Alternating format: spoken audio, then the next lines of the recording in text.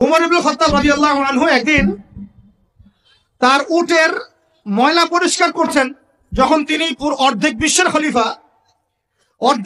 খলিফা উটের ময়লা পরিষ্কার করছেন, আলী ইবনে আবি তালেব এসে বলছেন যে, ইয়া আমিরুল মুমিনিন, আপনি আপনার পরবর্তী খলিফাদের উপরে কত কঠিন বোঝা চাপাই দিচ্ছেন। এত কিছু করার পরে নিজে উটের ময়লা পরিষ্কার করছেন, আমাদের জন্য এত কঠিন করে দিলেন খেলাফতের দায়িত্ব। তখন উমর ইবনে খাত্তাব বলছেন, এই কথাটা শুন, তিনি বলছেন যে যে আমাকে উচ্চ প্রশংসায় ভাসিও না, ইয়া আবুল হাসান। আবুল হাসান হচ্ছে আলী রাদিয়াল্লাহু আনহুর নাম। হে আলী, আমাকে উচ্চ প্রশংসায় ভাসিও না।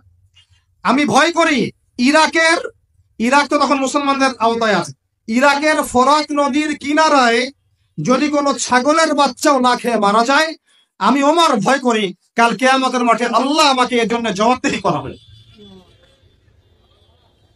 কি বুঝলেন? ওই যুগ আর এই যুগ লা ইয়াস্তামিআন, এটা কখনো একসাথে মিলবে না। এগুলা জাদুঘরে চলে গেছে এখন।